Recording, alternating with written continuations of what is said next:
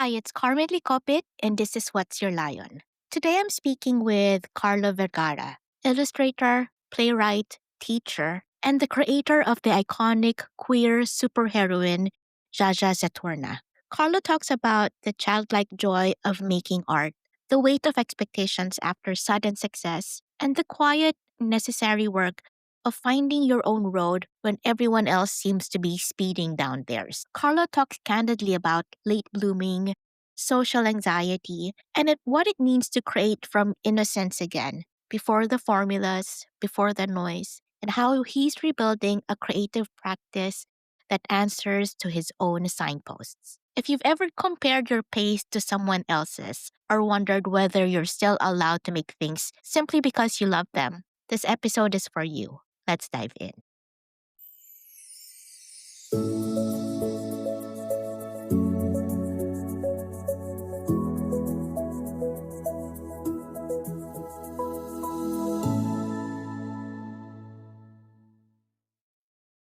What's a regular day like for you? Okay, a regular day. It's not the best because I haven't really found a way to manage it well yet because right now I teach in two colleges in the multimedia arts program. And my required days are twice a week.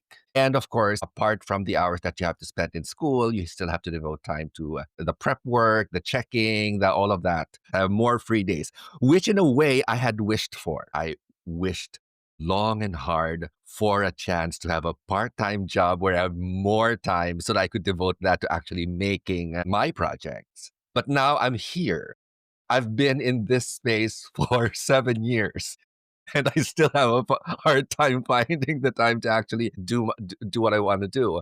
But I think a lot of it has to do with because I'm 54 and a lot of people will say that's young, but I started really late. I started really late. I'm one of those late bloomer things.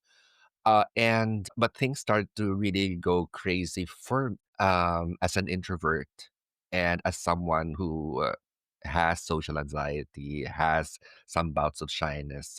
So when things took a turn in my life beginning in 2003, it kind of became a little more difficult and a little more exhausting. So right now, I think as much as I want to devote more time to doing creative work, a lot of times I would just rather like, can I just sleep? Can I just, you know? So those are what my days are like. Right now, I'm being a little more creative than before. So I'm like bouncing back. The school work has been wonderful generally. My goal right now is to maximize the free days that I have so that I get more creative output out there. And how do you describe your creative days? If you're not busy teaching or preparing for your classes, how does a creative day look like for you? Okay, so the misconception is when you're a creative, because when you go to social media, you have a lot of artists posting what they're doing, what they're writing. They talk about what they're making. They post videos about their process. They post tutorials. Everyone is productive on social media, and there are others who become really they're frustrated. They're like, how can all these other artists be so productive? I'm here stuck in a rut. I can't do anything. I'm worthless as an artist. But for me, it's more like a lot of the creative stuff is not what you show. A lot of the creative stuff is not what you write. It's not what you draw. It's not the output. A lot of the work being creative is what goes on inside. It's the entire process in the entire internal emotional mental process that goes on before you actually cough something out. For a lot of people, it's a little more automatic. They just go for it and they like fine tune it later. I'm the type of person who wants to sit and think about it for quite a while before actually setting things down. I do have those days where I would just doodle or draw whatever as a meditative practice of some sort, just to be like present. But yeah, those creative moments are really, they're problem solving moments. They're not like, I'm going to look out in the window and maybe some burst of inspiration is going to fall into my lap, and they'll get bright eyed. I'm going to start working. It doesn't happen that way. It's really what am I going to do? How am I going to do it? How am I going to do it that's worth my while? Is the work worth doing? Because there are so many things one can do. Like in your case, you could have chosen not to do a podcast, but you decided to do a podcast because there was something that clicked inside of you and, just wanted to try it to connect with people. For me, being a creative who writes, who draws, sometimes it gets like crazy, like, okay, so do I focus on this? Do I focus on that? And growing up, Carlo, what first drew you to stories and characters and drawing them? When we were kids, we would have sessions where our mom would read stories to us. And she even had tape recordings of, as in cassette tapes of old recordings of her reading a story and us reacting to it as kids. Those tapes no longer exist, but I was able to listen to them when I was in high school or somewhere around that time. I was, I think, one of those kids that you could say it's a built-in thing. We know that there are kids who from an early age they can sing a tune really well. There are some kids who know how to dance really well, even though they're kids and they have no training. I was that kid who tended towards the storytelling side. I remember inventing stories when I was a kid, writing them down or anything. I was just like talk about things. Um, and drawing was also a thing that I would do it as a kid because when there was nothing to do, I would draw. And it was not like a decision like, I'm going to draw because I don't have anything to do. It was like there was a pen and paper and I would just do something with it. And it happened to be drawing. So it was the knack. It was the natural thing that came to me. And that's really how it started. But I really didn't think of it as being a thing to do professionally, right? So when people would ask you what would I be or what would I like to be when I grew up, the very first things I would say, oh, I want to be a chef or I wanted to be a priest. But I didn't know that there was an actual job for people to actually tell stories. I didn't know people actually got paid for it. But I still do it. I still did it back then because I like doing it. And if you look back, Carlo, comparing you as a child drawing and telling stories, and then you as an adult now in your own creative space, creating stories and drawing, what's the key difference of Carlo as a child drawing and telling stories versus Carlo now? It's the innocence. It's the innocence when you're a kid, you don't care. When you're a kid and you really liked something, it doesn't matter whether your parents know about it. Because there are kids who do that. They would show their stuff to their parents for the validation because they're proud of themselves. I was that person who did not do that. I would draw and then I wouldn't go, hey, look at what I did. I wasn't like that. It was more like I drew and I was satisfied and it didn't matter if I actually kept it. Never keep my old drawings when I was that age. And so it was that innocence where you don't care. As an adult, you care. And sometimes you care to a fault, especially if you know that there's a little more at stake. For example, if you're creating for an audience, if you're thinking, um, who's my target market for this? Will they like this? How will I make it more accessible to them? Will the experts in storytelling like it? Will those who like my stuff before like it now? If I change artistic direction, would it still be appreciated? So again, all those questions. And at some point it did bum me out. It affected me emotionally, mentally. So the past few years, the past couple of years, I've been in the process of like, trying to go back to those early times wherein I didn't care. And um, combining that with what I know now. Because back then, when you're a kid, you really didn't know the technicalities of stories. Because there are technicalities when it comes to crafting stories. Back then, when I was a kid, I didn't know those things. So I just told what I wanted to tell. But now, because I know the technicalities of stories, it's now thinking, okay, I need to go back to that stage of innocence, but now applying that formal storytelling craft that I know now, and let's see where it it go. So yeah, so incidentally, just to like set the stage for the work that has catapulted me to to the highest of heights, right? So when I made my graphic novel, Zsazsa Zaturnnah, The Spectacular Adventures of Zsazsa Zaturnnah, I was working more in the childlike space. Because when I did that graphic novel, I did not know the technicalities of story. I did not know, I didn't know all of that. I was just working with this is what I wanted to do. I was having fun with it. But when it comes to the stuff they say about, oh, character arcs, plot points, or story beats, I didn't know any of that when I was doing the Zsazsa Zaturnnah book. So, in a way, a lot of that book was born from the childlike innocence that I had. I had no expectations about audience. I wasn't really remotely thinking, oh my God, I hope people like this. I wasn't there. But then, it, what happened happened. And it was a good thing. And it effed things up for me in a major way. Do you think the technicalities of storytelling and expectations of the market did it withhold some of your creativity back? The thing about creativity, what they say is creativity happens, pure creativity happens when you're working with the limitation.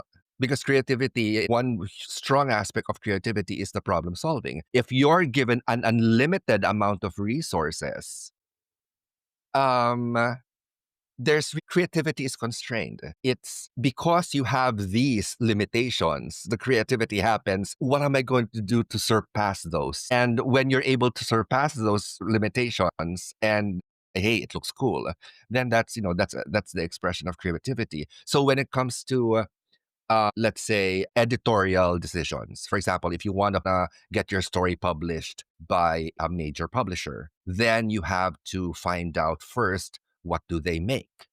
If you want to make a children's story, the first kind of publisher that you would go to is a publisher of children's stories, because that's, they're the experts there. But then they do children's books in a certain way.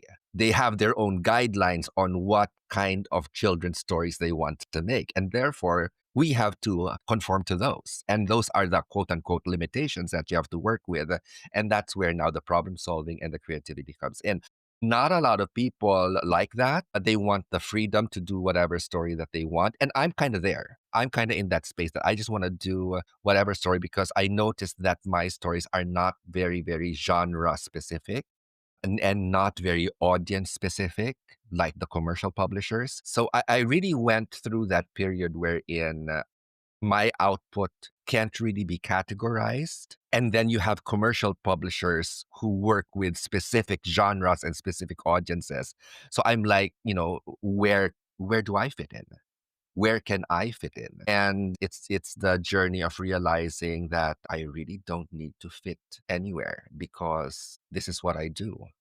So, and I have to accept that and learn to work with that and make something out of that. And that's another creative process altogether. You mentioned mental health and the struggle of being a creative. Just as much as you're comfortable sharing, Carlo, what are those struggles like for you, and how are you managing them or overcoming them? So that's a good question.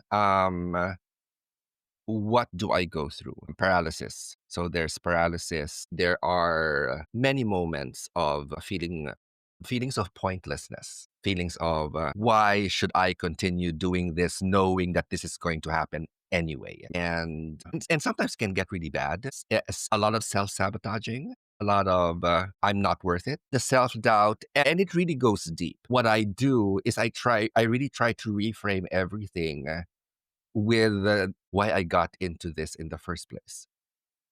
As a child, doing it because it was what I wanted to do, without even thinking about audience or publishers. Once I get there, I mean, it doesn't work all the time because it's still a process, an ongoing process for me. But it does help. It does help to remind myself who I was before all this craziness happened, and to that old me who was just putting a pencil on a sheet of paper and not caring. There's some kind of bliss in there that I'm hoping to find again. If you can bring me back to that moment where you created Zsazsa Ada and Zsazsa Zaturnnah without the marketing principles in mind, how how did you even think of those characters? Okay, so for context, I was 30 years old at the time. I was with a group of people and we just wanted to make comics. There have been some strides before from other creators, but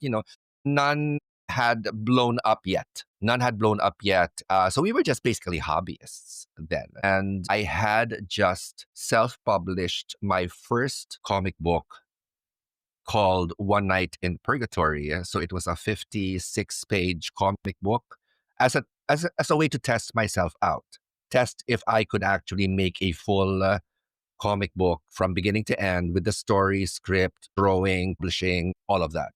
And the printing was out of pocket.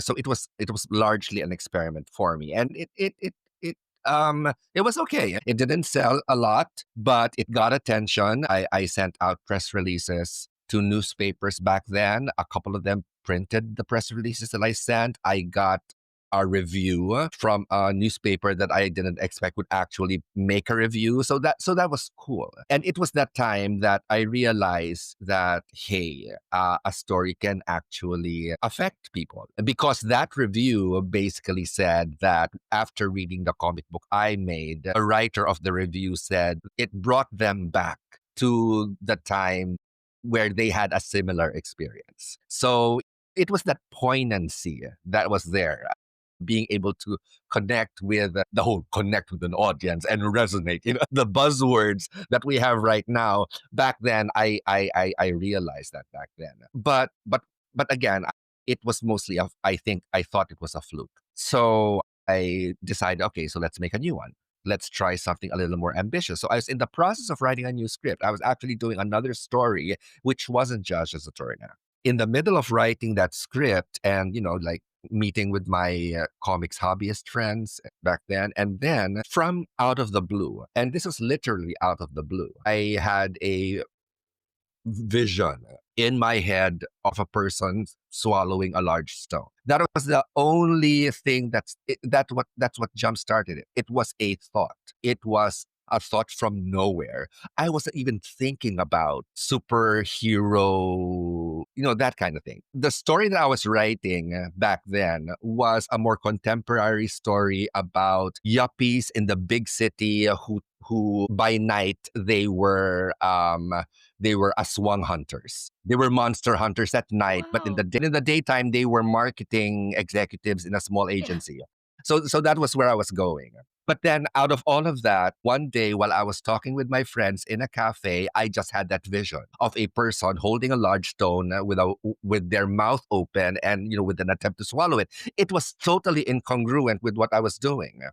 And then I thought, there's something there. There's something to that idea, and I didn't know what. Of course, for those who know, or for those who don't know, in the Philippines we do have a superhero character called Darna, created by Mars Ravelo, and her shtick was there was a stone that falls from the sky from the planet Marte. And it was a pebble-sized stone with the word Darna on it. And when she would swallow that stone, for some reason, she needed to swallow the stone and shout the word Darna. Then she transforms into Darna. She turns into this wonderful female superhero.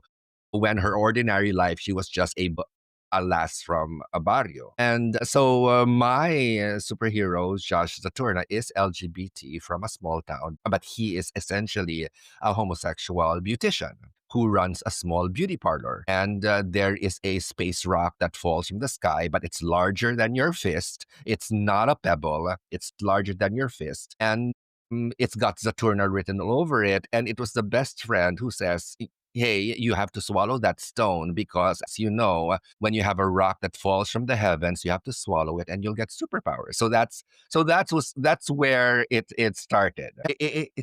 It's one of those strange it's one of those strange things where you don't know where these things come from. right? You don't know where these things come from at all. Yes, I was a I admired the superhero genre. I was a collector of comic books. When I was in college, I was heavy into Filipino melodramas, film melodramas. I would watch the Sharon Cuneta movies, the Maricel Soriano movies. I would watch those. When I had a break from college, I would walk from school to the mall and catch a Sharon Cuneta film. And of course, I couldn't tell my friends, "Hey, let's go to and watch Sharon Cuneta at the mall," because my friends were not like that. So, um, so there was that. So I was into comic books. I was into Filipino melodrama films. I was also into Star Wars, Star Trek, that kind of geeky stuff. So, it felt like that vision of a person swallowing a large stone was like the brain just finding a connection in all Yeah, of that, right? Which it is, looks like all the neurons are firing. yeah, for in that one moment to cough out that one image. It's like, Carlo, this is it. Of course, me, I'm like, what? It looks like a good idea. Let's see what, yeah, and then I took it. I totally abandoned the script that I was making. Until now I haven't touched it. And and I made the full Zaturnnah story. I started it in late 2001. It was picked up by a publisher in 2003, and it was released in 2003. And it also won the National Book Award by the Manila Critics Circle. So it's my first National Book Award. Considering, so here is the first time of the F up of how things started to get crazy for me mentally. It won an award. It won a Manila Critics Circle Award for Best Graphic Literature, considering that I knew nothing about the technicalities of making a story. What everyone would have thought would be your bright, shining moment. How did that spiral out for you? When things started to go a little bit crazy, because I was basically no one, right? I just wanted to make comics. Of course, when I did make the graphic novel, I put some intellectual thought in there. Something like, okay, I want this comic book to be like a counterpoint to how homosexuals were portrayed in media. Because back then, the way homosexuals were portrayed in media wasn't 100% favorable. It was like we were like the clown, the sidekick, that kind of thing. It was not a common narrative to have the homosexual as the main character who gets what they want in the end. So there was hardly any narrative like that in Philippine media at the time. So that was like, that was the intellectual part. But for the most part, I was just like having, trying to have fun with it, and yeah, and generally having fun with it. But then when it won the award, and the people started to ask, where's the sequel? How can you replicate something that you're not even sure how you did it? So that was what was going through. Especially, we have to note that in 2006, 3 years later, after the book was released, there was the movie and there was the stage musical. They did not happen on separate years. The musical was first staged in February of 2006. The movie came in December. The whole idea of things being viral wasn't even a thing then. It was mostly newspapers. We did have some social media back then, Friendster, that kind of thing. But the kind of phenomenon that we experience right now with social media wasn't really existing back then. So you have a situation wherein you have a book. You created a book. You didn't really know. You were just flying from the seat of your pants doing it. It won a major award. It became a musical. It became a movie. You were starting to talk to people you would never imagine you'd be able to talk to in your life. Movie producers, movie actors, people actually wanting to meet you, people wanting to work with you, and people wanting the sequel. And you're like, I don't even know how I got here. And you can't just say, I'm sorry, I don't know how I got here. Please leave me alone. Yeah. You can't say that. You can't say that. So you had to play a part. And I And think I'd say comply that, with the expectation. yes, exactly. You had to, it was the early version of faking it till you make it. And people were calling you genius, people were calling you all these superlatives, and there was this part of you that had to go with it because the whole thing that you don't want to present yourself as a fake. Um, and of course, if you try to like decline people, they might say, "Oh, you're being a snob or whatever," you know. So Ungrateful. ungrateful, all that. So I had that decision that okay, people have this expectation of me.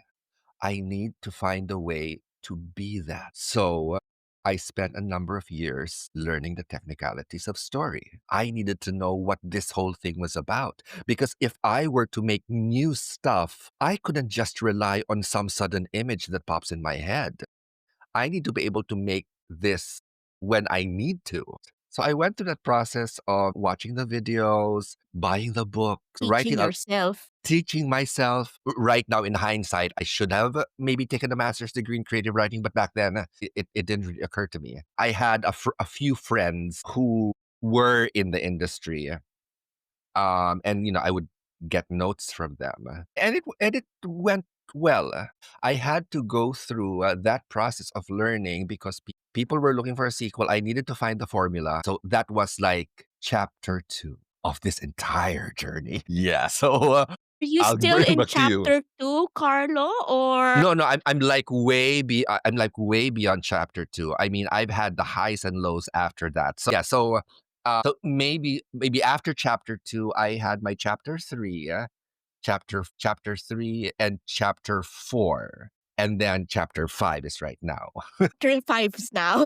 Really, this is interesting because I came here um, with questions around Zsazsa Zaturnnah and that creative process. But it's sounding, as you said, deeper than the characters now. And really, it's a journey. You're not here to present an answer Mm-hmm. or to be the inspiring story, quote unquote, for Yeah, all. But I think it's a very good story because it's a journey. yeah, When I created What's Your Lion, I had that mind. I'm not here to put the podcast on a pedestal where people will just hear stories of success. yes, I want to be able to present and make available stories of people going through their own yeah. learning process. So, what's chapter 5 like? Before I give chapter 5, I'm just gonna be a very very short, like 2 sentence summary of 3 and 4, so that we can However, like how much time you yeah. like, Carlo. Yep. Yeah. So, chapter 3, I needed to test what I learned, right? So, of course, I learned something, I need to test it out. I went into playwriting because I was also a performer in theater. So I started there's a playwriting festival in the Philippines called the Virgin Lab Fest where new plays get tested by professional directors and actors. So I got in. It's an annual thing, and I got in that festival 5 times with 5 different plays. So after 5 plays, I kind of like got, okay, so there's something working with what I'm learning. I eventually got story writing, script writing jobs because of that. I wrote web episodes. I even got into a TV show as for one of their telenovelas. So it went that far. This test of trying Of to what find you out learned. what you learn. Okay, so at least by at the end of chapter 5, it's great, right? At the end of chapter 3, it's great because yes, I know now. I know There's the what I need. formula. I have a quote unquote formula, how to build nice stories, how to write them well. I have more or less a better idea, higher confidence that I could do it. Chapter 4 is going back to comics because that's plays, that's like screenwriting. So chapter 4 is about going back to comics. So I did a project for the Philippine Normal University for their gender awareness campaign. It was a pride type of advocacy project with the Philippine Normal University. I created a story featuring Zaturnnah. They liked it, so that was all good. But then I needed to make the sequel. I needed to make the sequel. I started making the sequel in 2005, and I released parts of the story in 2012 and 2015. But I was already feeling the whole mental health thing. It was really starting to get to me. around that time, 2015. I made one big burst in 2022 to finish the Zaturnnah sequel. The first Zaturnnah book was 143 pages. The sequel was 288. All drawn, all written. I put everything into it. So, and it was released as a book. And I consider it some of my best work as a comic book creator. It didn't do well. It didn't do well. So, that's the end of chapter 4. So you can imagine, yeah. So Yeah. I'm gonna, The excitement, and yeah, I found the formula, I found the magic stone, yeah. In a way, yeah, you could say that. Yeah, and the expectations didn't match the actual result. So im- how did that affect you? yeah, terribly. It terribly affected me, and it's really hard to talk about. And I didn't really find anyone to talk about that at length. So for the most part, I was just keeping it to myself. So from 2022, I was in that space wherein what's the point of everything? Why am I even doing this? Making comics is not, especially 288 pages. It's not a joke, especially if you're doing everything yourself. At least when you're making a movie, you have a team. But when you're doing a full length graphic novel, it's you on your own. So you have all those like nights where you're hunched over a drawing table, drawing panel after panel, page after page. Very, very physically demanding, even if you're just sitting down. Yeah, I reached a point wherein I was thinking maybe I need to move on. Maybe I need to move on from this. And that also might have been the reason why I decided to like go for teaching. Let's see what happens. And so I was in that rut. There's a fallacy they call the sunk cost fallacy. When you invest so much into something like a business and the business doesn't work, but you're like, I just can't give it up because I've invested so much into it. Somehow it has to work. So you don't leave. So that was what I was going through. I knew that I was feeling that I needed to move away, but then there was a part of me that was like, but I had these successes before. Where else could I go? What else could I do? And invested in building that skill. It has to lead to somewhere. And that's where I went through that process of asking myself, how did this all start? Going back to those years when I would just pick up a pencil and a paper and just do whatever because I liked doing it and I didn't have to show anyone what I was doing. So that's the process I'm going through right now. I am engaging myself with creative work, but I'm not telling anyone what I'm doing and just finding that feeling again. And it's working. It's working. I'm now at that stage where I'm a little more, my creative exercises are a bit more frequent right now compared to like last year. So I'm like building a new direction for myself. And the one big takeaway for me, and maybe this is the lion. Sometimes we feel the pressure of purpose when we see other people in our space accomplishing a lot of things. And there's that. And then you start to doubt yourself when everyone's moving faster than you are. Especially for artists. A lot of artists really, really get held back. They wonder, how can all these other artists be so productive and they post their stuff on social media? How do you have the time to actually do that? And they start to feel inadequate. Or maybe they have peers who would suddenly win an award or bag some big contract or have some kind of accomplishment. And they're thinking, why are they getting that and I'm not? And after all that reflection, the lion that I arrived at was, you don't have to be on the road that they're taking. You can have your own road. It's a road where, yes, you don't have anyone with you. You're not in the highway with all the cars in there. You're in this one solitary road. It's lonely, but you can work with yourself and you can look at that other road and say, everyone's going fast in that highway. And you can say wholeheartedly, congratulations to all of you. Good luck to you. But that's not my road. I'm on the road I am.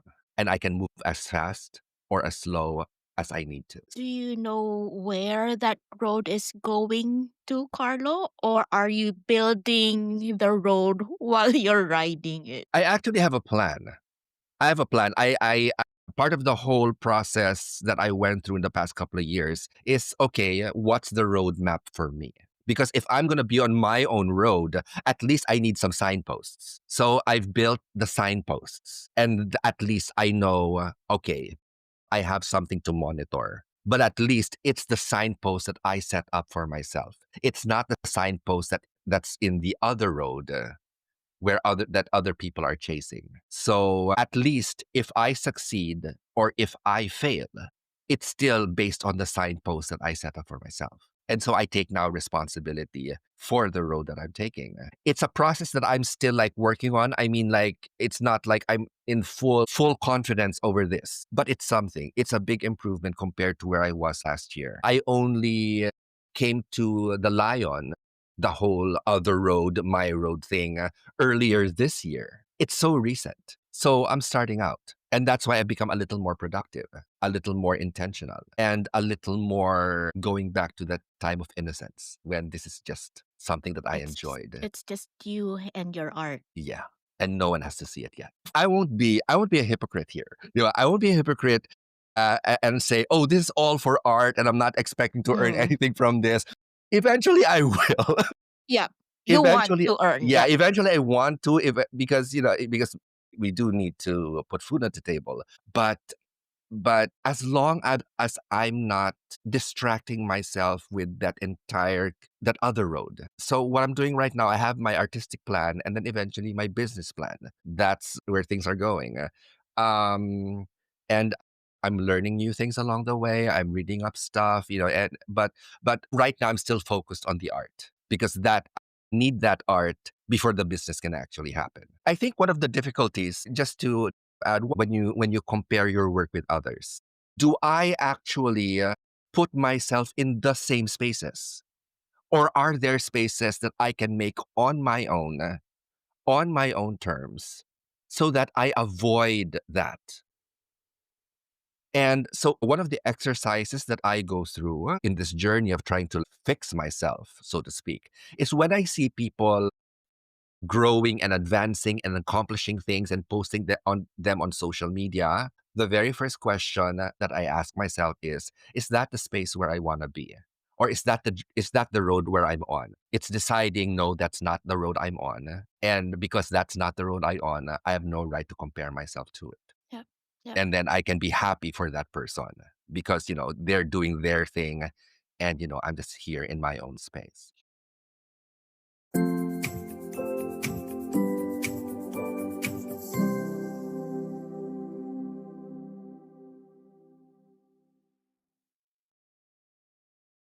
That was Carlo Vergara, creator of Zsazsa Zaturnnah, teacher and artist learning again to make from joy. My takeaways: number one, creativity is problem solving inside limits and your pace, your road, your signposts. If this conversation resonated, share it with someone who needs that reminder. It helps more listeners find what's your lion. I'm Carmen Licopit, reminding you to ask yourself this week, what's my lion? And what's one small signpost I can put up on my own road? Thank you for being here with me today.